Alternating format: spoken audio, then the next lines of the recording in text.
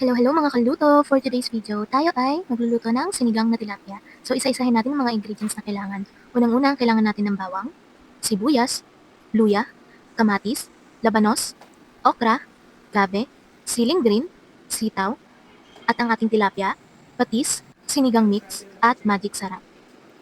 Kumuha ng isang malinis na pan, maglagay ng olive oil, ilagay ang luya, haluin hanggang sa maluto.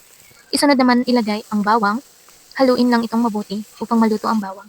At sunod na ilagay din ang sibuyas at ang kamatis. Kapag luto na ang kamatis, maglagay ng tubig. After ilagay, ay ihalo na rin ang gabi at siling green. Takpan at hayaan kumulo for 5 minutes. After 5 minutes, ilagay na ang labanos. Kasunod ang sitaw, tilapia, patis, magic sarap, sinigang mix, okra.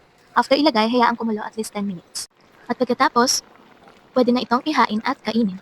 Kain tayo mga kaluto. Thanks for watching. See you in my next video mga kaluto. God bless you all. Bye!